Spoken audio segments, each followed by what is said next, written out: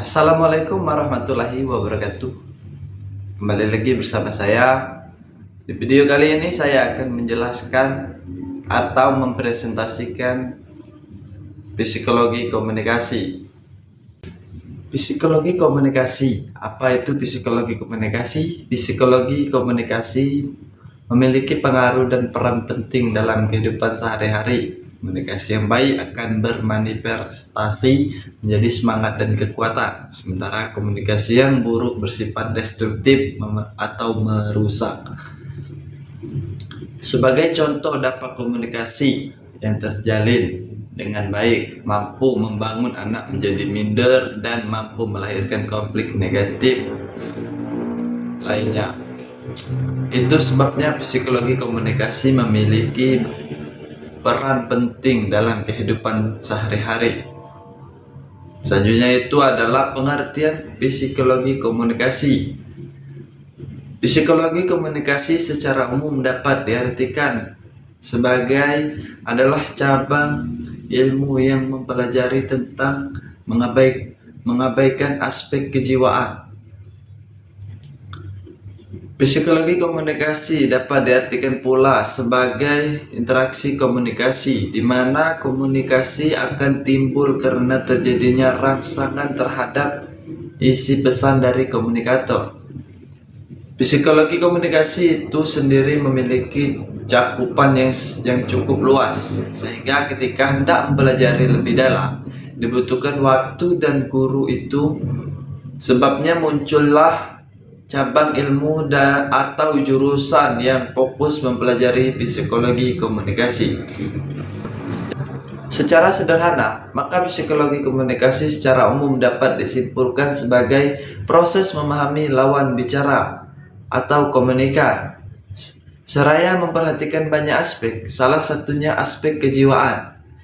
Psikologi komunikasi dapat pula dijadikan untuk mengendalikan peristiwa atau mental meramal behavioral seseorang. Tujuan psikologi komunikasi. Secara umum, psikologi komunikasi memiliki beberapa tujuan, antara lain memprediksi gerakan perubahan tingkah laku manusia saat terjadinya komunikasi antara komunikator dan komunikan, memutuskan langkah atau tindakan yang diambil dalam menghadapi lawan bicara.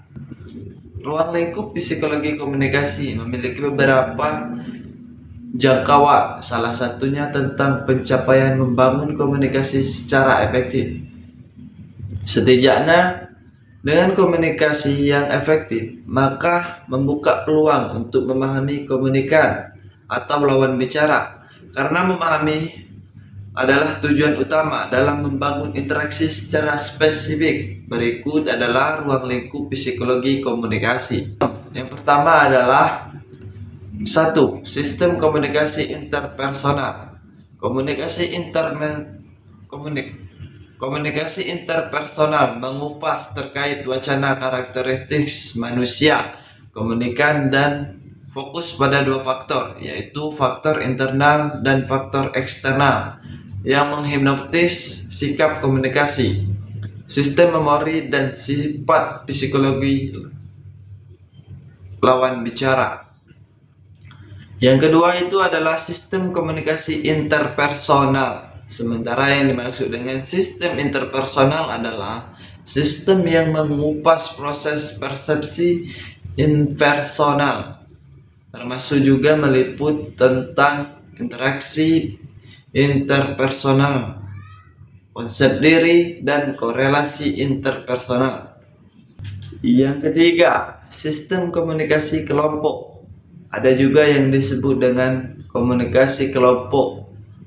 Komunikasi kelompok adalah sistem komunikasi yang membahas tentang pengaruh sikap komunikasi yang sifatnya berkelompok, di mana dalam sebuah kelompok memiliki keefektifan untuk memberikan sugesti terhadap kelompok mereka.